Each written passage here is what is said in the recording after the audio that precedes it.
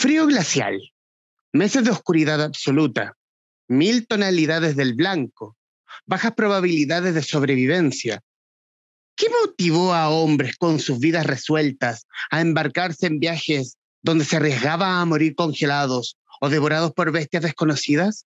Bueno, de eso hablaremos también y hablaremos también de un excelente libro de crónicas de historias sobre nuestro continente blanco, de la Antártica. Y de eso hablaremos hoy en este capítulo del Traficantes de Cultura con Juan Francisco Lecaros, autor de En busca de las entrañas del hielo, la edad heroica de la exploración antártica, libro editado por Penguin Random House bajo su sello de ediciones B. Juan Francisco, muy bienvenido. Muchas gracias por aceptar esta conversación. Humberto, muchísimas gracias a ti por invitarme y tal cual lo hemos hablado, esta conversación sobre estos temas es fascinante porque dada lo extraordinario de la aventura, ¿no es cierto? Y los personajes da para mucho, así que te agradezco de verdad muchísimo tu invitación. Si uno no conociera las historias, uno pensaría qué bueno y qué excelente novela de aventuras. Pero no, aquí estamos hablando de absoluta historia. Y aquí hablar de la idea, sobre todo. ¿Cómo construye usted en su cabeza un libro como este?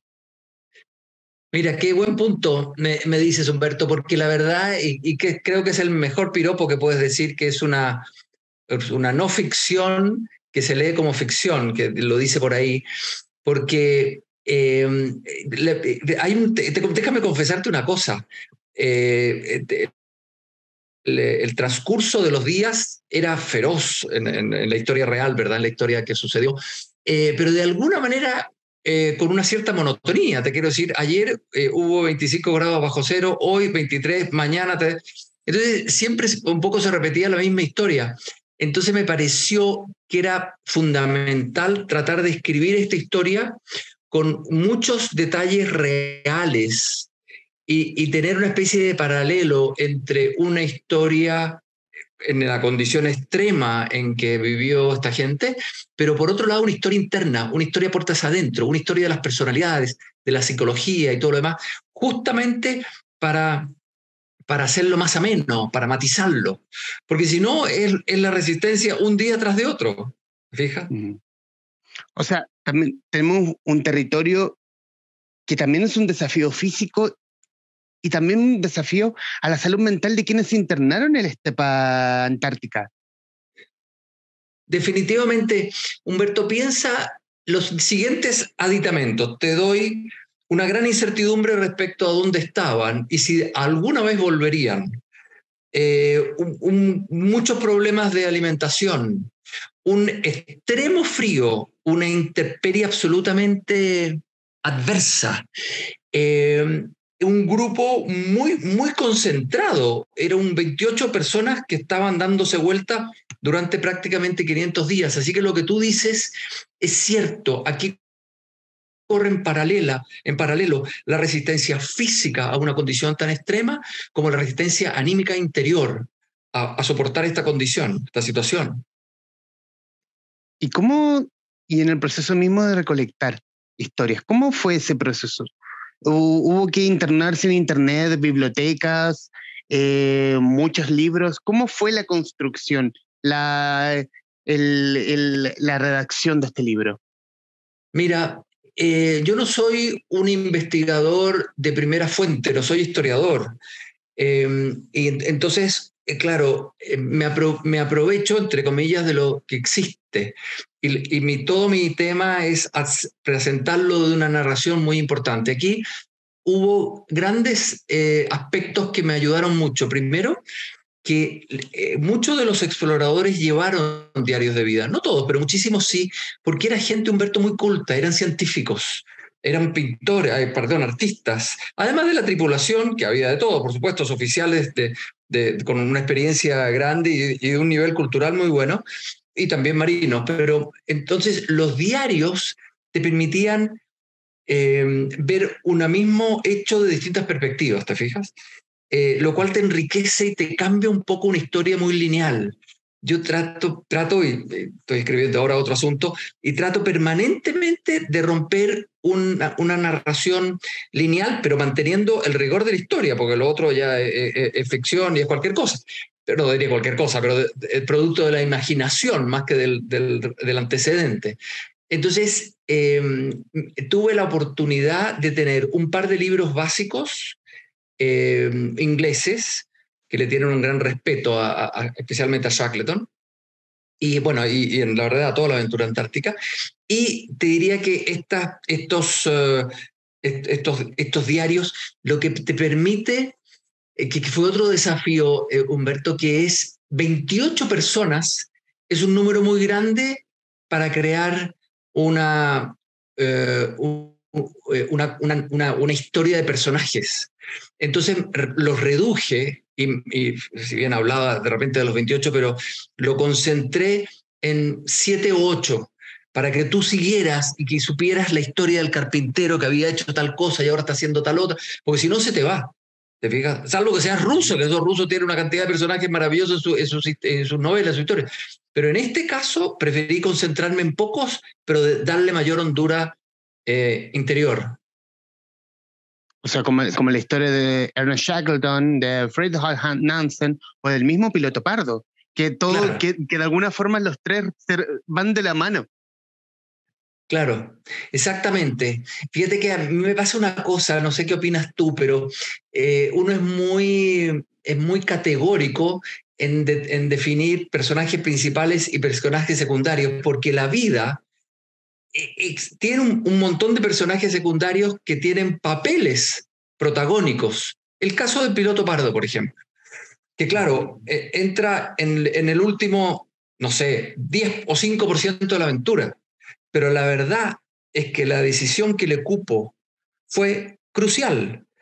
Hizo que esta historia sea una epopeya y no una tragedia, con 25, 22 cruces en la isla Elefante. Ahora tú me dices, ¿es un personaje principal? Bueno, sí y no, como lo quieras plantear. ¿Qué es un personaje principal? ¿Te fijas? Porque, o sea, aquí claramente Shackleton, Amundsen, Nansen, de alguna manera lo son, pero creo que hay la sutileza, como te digo, de que la vida es así, ¿no es cierto? De cierta gente que actúa en tu vida, a lo mejor momentáneamente, pero te la cambia. Este es el caso del piloto Pardo, a mi juicio es el mejor ejemplo. Sobre todo que en el mejor ejemplo, según lo que relata usted en el libro, de que con la diferencia de personalidad respecto del Piloto Pardo con Shackleton. Shackleton era diametralmente lo opuesto. O sea, Pardo quiso pasar todo lo que es desapercibido, a pesar de que tenía una epopeya en sus manos, sin saberlo, o quizás sabiéndolo un poco. Pero Shackleton venía con la aventura, una aventura que pudo haber terminado mal de no ser de la mano de Chile y del piloto Pardo y de quienes lo secundaron. Sí, absolutamente, absolutamente. Lo que dice esto es muy cierto. Shackleton era un tipo mundano, exitoso, con don de gente, que convencía mucho, a mi juicio, como lo pongo ahí en la presentación, la gran interrogante, la gran apertura a lo misterioso del ser humano es la última expedición de él y que al respecto consigue financiamiento sin saber, sin decirlo, sin definir exactamente para qué la necesitaba, pero lo consigue precisamente por su atractivo. Y Pardo era, tal cual dices tú, muy reservado. Si podía pasar lejos del flash de la foto y del periodismo, lo hacía, porque era muy reservado. Pero la verdad es que su actitud, su decisión de horas, Humberto, en donde el tipo dice, tengo que decir sí o no en cuestión de horas y de eso depende la suerte de esta gente, yo lo encuentro extraordinariamente importante. Es el hombre adecuado en el lugar adecuado. Que bonito eso, ¿no? ¿No? necesitas ser un personaje extraordinario. A lo mejor tú cumples un papel y bueno, es fundamental, pero no durante un largo tiempo. Claro, yo lo pondría, no es un principal, pero es un personaje clave para desenmarañar la historia. Exacto, exactamente, es clave, exactamente. Sí. Quiero irme a otro punto del libro, que en el fondo es el comienzo. Y en el fondo también, como en qué cabeza loca cabe irse a la aventura en un continente que no ha sido habitado. Y en el fondo es el aviso que pone en la tripulación de la Endurance, cómo fue reclutada. Sí. Cito, la tripulación de la Endurance fue reclutada por un aviso llamativo del diario. El texto es citado hasta hoy en cursos de liderazgo. Cito el aviso. Se necesitan hombres para riesgosas jornadas, bajo salario, frío extraordinario, largos meses en completa oscuridad, peligro constante, retorno incierto, honor y reconocimiento en caso de éxito. Es la mejor venta, es como, pichéame tu emprendimiento. Y es como, mira, no te ofrezco nada, te ofrezco probablemente lo peor, pero lo que vas a ganar, ¡mua!, exquisito. Sí. Sí, mira, es fantástico porque depende cómo lo quieras plantear, porque de la verdad que, por otro lado, ahuyenta un aviso así. De alguna manera, ¿sabes qué? Humberto elige, porque el que pasa la prueba de aceptar y mandar en ese momento, me imagino, una carta, qué sé yo, pidiendo que lo consideraran, ya es un tipo que se ha autoseleccionado. Tú sabes que es simpática la historia, no la quise poner ahí, pero se inscribieron efectivamente 5.000 hombres y 2 mujeres. Y este tipo también, sí, 2 mujeres, y este tipo Oh, también lo seleccionaba así muy intuitivamente, y lo dice ahí, explica alguna de esas selecciones, pero lo encuentro muy, muy jugoso, pero qué sé yo, un tipo que venía de África, de mucho calor, y le pareció gracioso que este hombre pasara del extremo calor al extremo frío, así, una cosa muy intuitiva había. Era un tipo muy intuitivo, Shackleton, extraordinariamente intuitivo. A mí fíjate que me gusta mucho decir que fue un jefe, y así le decía, ¿no es cierto? El boss fue un jefe a lo interior de las personas, o sea, sabía exactamente lo que te pasaba a ti, Humberto, y te decía la palabra justa en el momento que tú la necesitabas. Y hay que lo cito ahí, y lo cito de una biógrafa de Shackleton, que lo encontré muy acertada como declaración, decía que extraía de ti cosas que tú ni siquiera sabías que tenías. Y creo que esa es una jefatura, ¿verdad? Como ese es un padre, o ¿sabes qué? Un buen profesor, que extrae de ti, que es capaz de ver que tú en el trabajo que estás haciendo o que tienes un potencial y su meta es sacártelo, relucirlo, que tú lo reconozcas. o sea, en el fondo, no, por favor. No, no, no, perdón, sí, te quiero decir, yo creo que el gran profesor, el gran líder es ese, es el Uh-huh. que te conoce tanto que es capaz de sacar cosas que tú no sabes que tienes. O sea, No sé si te parece. en el fondo, jefes hay muchos, pero líderes escasos. Muy, muy escasos, muy Uh-huh. escasos. Muy escasos porque, bueno, es un horror, pero yo tengo otras actividades de organizaciones y entonces uno de repente está permanentemente pensando en los recursos, en la meta y todo lo demás, pero el factor humano en estas cuestiones es central. ¿Para qué te digo en este nivel de exigencias, no? Porque si no, se te derrumban, te Uh-huh. derrumbas tú. A mí encuentro que hay una sutileza en el liderazgo que es muy importante resaltar. Era un... Y como todos estos ingleses, Humberto recuerda que la Marina, la Marina, esto era el marino mercante, pero la Armada inglesa, no, los jefes no hablaban prácticamente con nadie, hablaban con los segundos. Por eso, saltándome, saltándome de aventura, pero no de época, por eso Fitzroy contrata a Darwin, porque tenía que hablar con alguien, Uh-huh. porque para mantener el prestigio de la autoridad, producían, no es que se producía, una inaccesible. No eran accesibles. Lo que te quiero decir es que Uh-huh. Shackleton hizo al revés. Se metió en las personas. Uh-huh. Y quiero irme a otra parte del comienzo también del libro, y lo voy a citar tal cual, cito, Shackleton, sin embargo, desoyó toda opinión desalentadora y siguió adelante. Con el propósito de recabar dinero para la costosísima expedición, redactó un folleto que hizo circular tan profusamente como pudo. Y el folleto dice, desde el punto de vista sentimental, este es el último gran viaje polar que puede hacerse.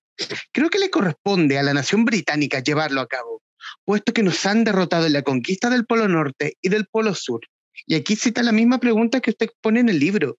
¿Qué puede significar de sentimiento para el imperio poner la bandera en la Antártica?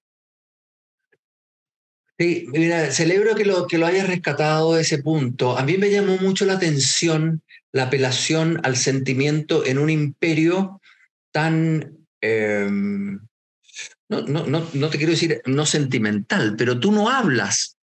Tú no, es como, de repente podrás hacer apelaciones a la chilenidad, o a la britanidad o a la hispanidad, pero un imperio y en esa época sobre todo no se apelaba mucho a los sentimientos. Y creo que cuando él lo hace, en el fondo, está apelando a un profundo o a lo profundo del ser británico. Por eso le destino muchas hojas, muchas páginas a crear este ambiente en donde la britanidad movía y el sentirse parte del imperio implicaba, por ejemplo, alejarse de él. ¿Verdad? Habían muchos ingleses que se iban de Londres, de lo acogedor que podía resultar ese Londres, y se iban a las colonias. Te puede gustar o no, es otro aspecto del tema económico, político, de lo que significaban las colonias, pero los ingleses son gente centrífuga. Es muy curioso y por otro lado, muy ingleses siempre. Entonces, quise expresar este ser británico, porque Shackleton y sus compañeros lo eran muy británicos. Entonces me pareció que era un antecedente importante de ser entregado, porque si no, no te explica muchas cosas, ¿no es cierto? El gusto por la literatura, el orgullo, la importancia que le daban a Darwin, a toda la teoría de la evolución, la importancia que tenía esta responsabilidad imperial. Eh, hay otros ejemplos y nosotros tenemos otros ejemplos que son muy curiosos. Texto. Estamos conversando con Juan Francisco Lecaros, autor de En busca de las entrañas del hielo, libro editado por Ediciones B. ¿Y qué poder decir de nuestro invitado? Juan Francisco Lecaros es empresario y fundador de la Corporación Simón de Sirene, dedicada a ayudar en la gestión a organizaciones sin fines de lucro y pequeñas empresas. Sobre este tema ha escrito varios textos. La inspiración para este libro sobre la Antártica proviene de su amor por la geografía chilena y su historia. De hecho, junto a unos amigos marcó el camino del Inca en Chile y dejó una placa conmemorativa en la cumbre del Cerro El Plomo. Respecto a la Antártica, colocó una boya en las afueras de Punta Arenas, donde la Yelcho fondió trayendo a bordo, sanos y salvos, a los náufragos de la expedición Endurance de Ernest Shackleton. Y quiero profundizar en el tema del gusto. ¿Por qué la Antártica? ¿Qué hay en la Antártica?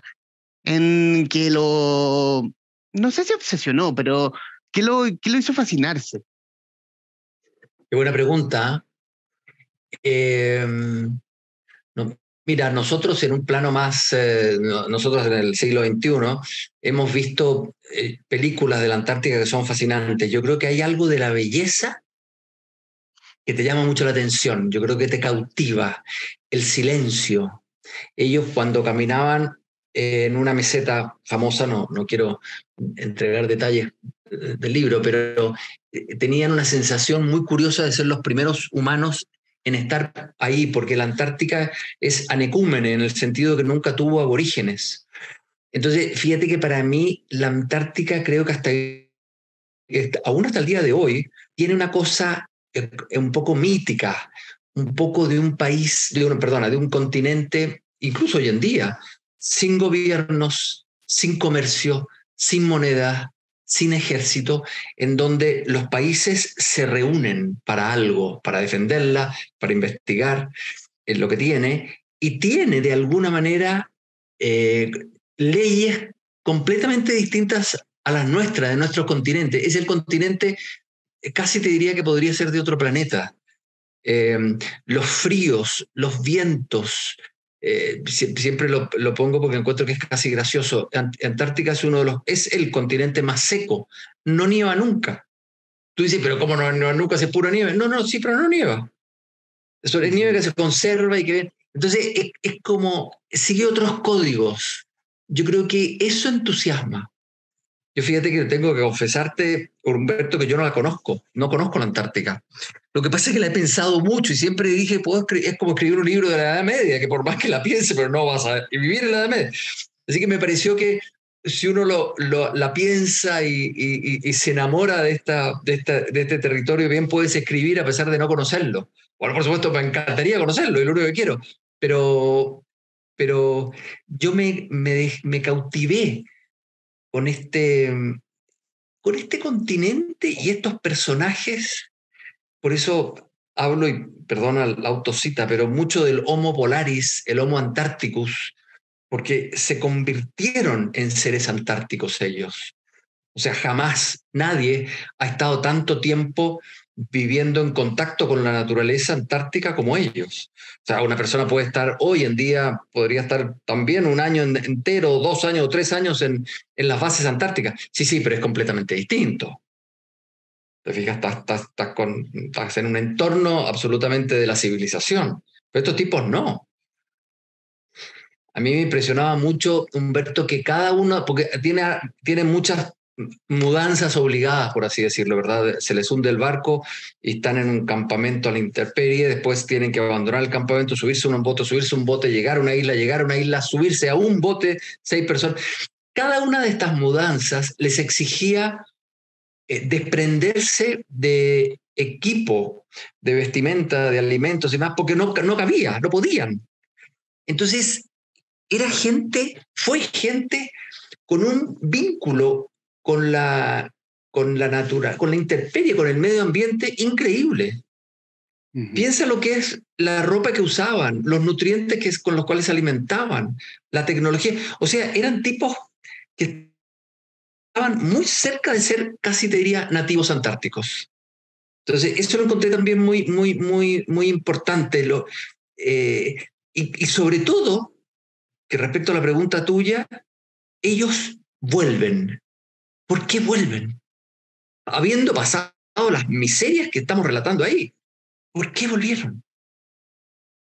También decir que que la misma literatura, y sobre todo la literatura fantástica, siempre es la Antártica como donde comienza todo o donde finaliza todo, donde es el hogar de monstruos que viven en, no sé, al interior del mismo continente.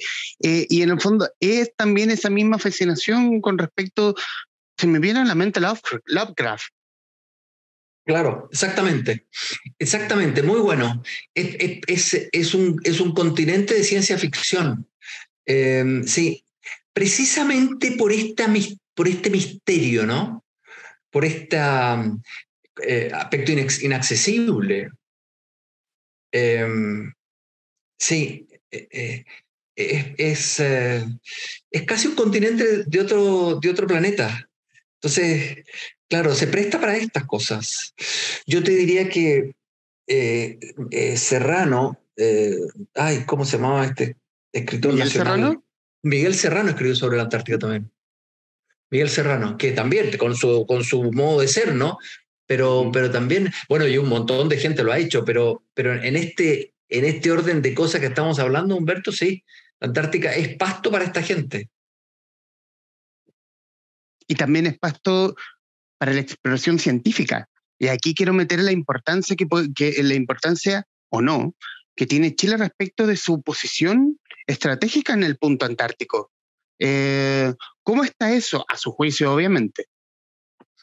Mira, yo ahí soy prudente porque no es un tema que conozco y preferí hacer un libro de historia y no me meto, pero muy de soslayo en el aspecto científico, estratégico, geopolítico y todo lo demás. Pero sí creo que hay una cosa, que no sé si estarás de acuerdo conmigo, que dada la historia, la vecindad que tenemos, la Antártica para nosotros es una responsabilidad, porque siempre se plantean, y se planteó, por supuesto, la existencia de nuevos continentes desde el punto de vista del dominio, de la exploración y de la explotación finalmente. Bueno, con la Antártica se decepcionan un poco, pero no, perdona, me corrijo. Fíjate que el gran interés que había por la Antártica y el conocimiento, la llegada al continente fue por una cuestión económica, ¿verdad? Del aceite de lobo de ballena, perdón, y el pelo de lobos, de focas. Eh, pero pronto ellos se dan cuenta que, bueno, además que hubo una sobreexplotación, pero que el continente no les ofrecía mayor posibilidades de explotación. Entonces, se trata bueno, al final se llega al acuerdo a mediados del siglo pasado a hacer este tratado antártico, ¿no es cierto? Que es un tratado que limita a la cosa científica y limita también el turismo y todo lo demás. Y yo encuentro que eso, y en Chile en ese sentido, ha tenido un papel bien importante hoy a través del INACH. Tal vez lo que nos falte a nosotros como chilenos es no tanto en el ámbito científico, sino en el ámbito de incorporar el factor cultural de la Antártica. Eh, por supuesto, tú le preguntas a cualquier persona si cuál es la participación de Chile en la Antártica, te lo van a decir, ¿no es cierto? Tiene esta torta, tiene parte de la torta, etcétera, etcétera. Pero culturalmente no lo tenemos, no somos tan conscientes de la Antártica, ni desde el punto de vista científico ni desde el punto de vista histórico. Yo lo comentaba la otra vez cuando empecé a pensar realmente, Humberto, en escribir este libro. Me acuerdo que no sé por qué, o sea, sí sé por qué, pero estaba en Buenos Aires. Y fui a una gran librería, esas grandes librerías bonaerenses, y le pregunté qué tienen de la Antártica. Y tenían solo libros de fotos, preciosos, pero solo libros de fotos. Y también en Chile hay solo libros de fotos. No es que no digo que sea el primero, no es el primero, no, desde luego que no. Pero, pero, pero te quiero decir, no lo tenemos incorporado. Uh-huh. Y, Yo lo tomaría también en el hecho en el escenario científico, que cualquier cosa que ocurra respecto al calentamiento climático, bueno, el primer escenario va a ser la Antártica. sí, el primer sacrificado. Horrorosamente, pero es muy cierto. Bueno, tú has visto lo que está pasando en el Polo Norte, ¿no es cierto? En el Polo Norte el deshielo es feroz. Y en la Antártica también, ¿ah? Lo que pasa es que la masa es mayor, pero en la Antártica también. Y eso yo también lo encuentro muy bonito, Humberto, porque por un lado es un continente que es, casi te diría, eh, prepotente en la exigencia, que si tú pones un pie ahí, si no tienes ciertas condiciones, no sobrevives. Pero por otro lado, es un continente extraordinariamente frágil. Entonces lo encuentro como bonito, esta cosa de exigirte una gran preparación, pero al mismo tiempo te pide un gran cuidado.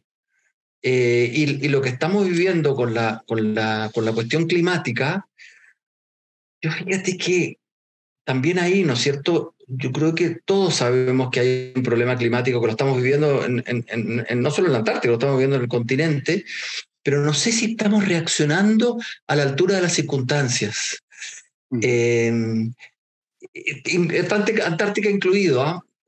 La Antártica de alguna manera ya tiene una cierta protección, pero los que tenemos que cambiar los modos de vida somos un poco nosotros, los que estamos fuera de la Antártica. Y la Antártica va a ser la primera que pague el pato, pero el pato al final lo vamos a pagar todos. O sea,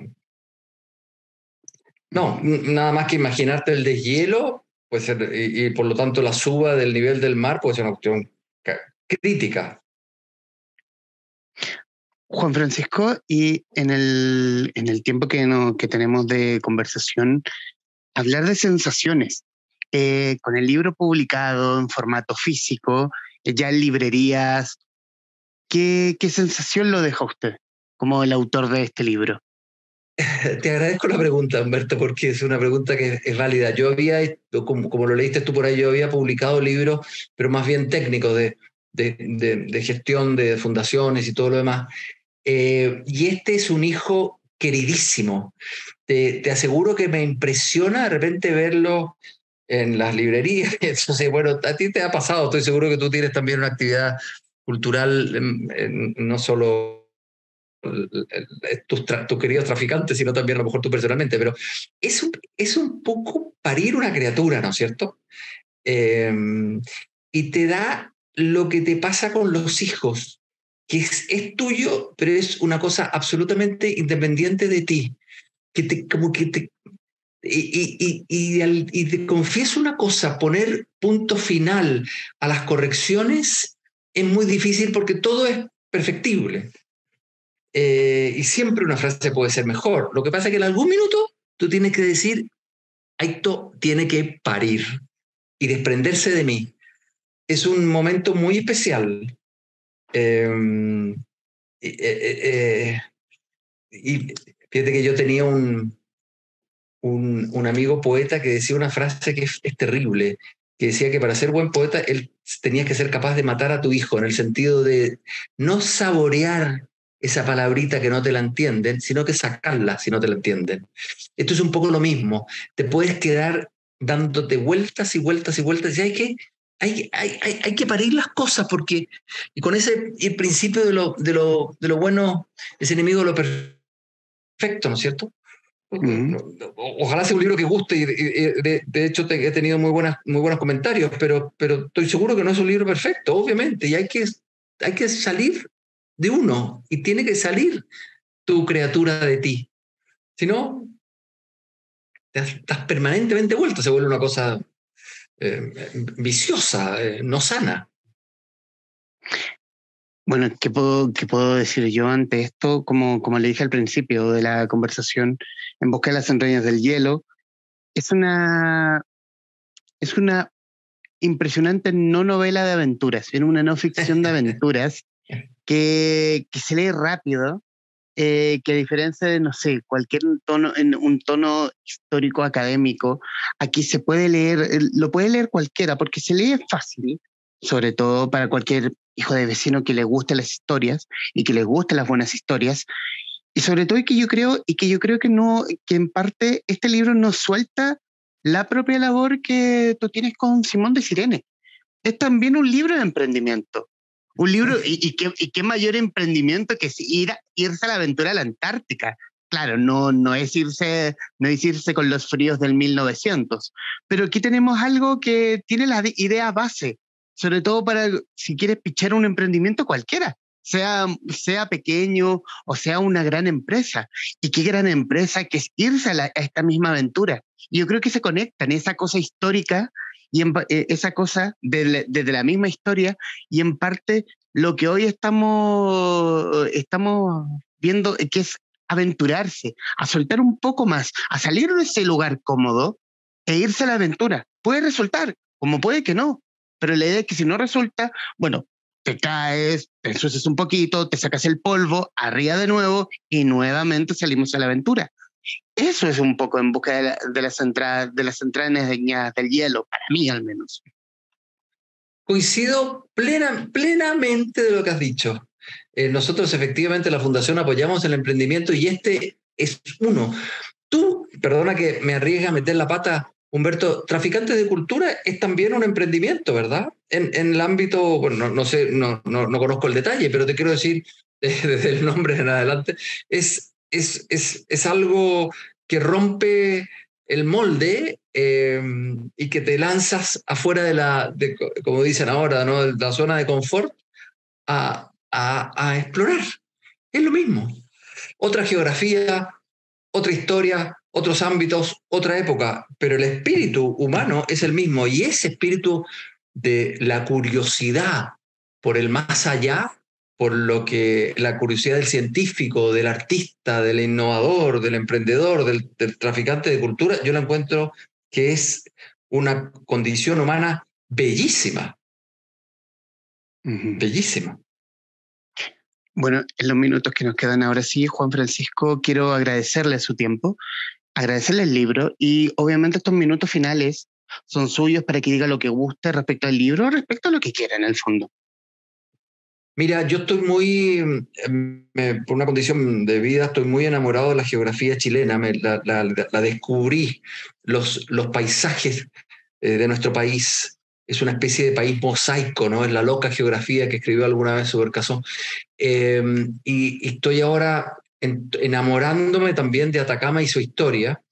Pero creo que Chile tiene la particularidad, no sé, que la historia de Punta Arenas no tiene nada que ver, no es que no tenga nada que ver, pero tiene poco que ver con la historia de las salitreras y poco que ver con la historia de los qué sé yo, mapuches en el sur. Entonces es un país que encuentro que tiene una fuerza geográfica extraordinaria, precisamente por su diversidad.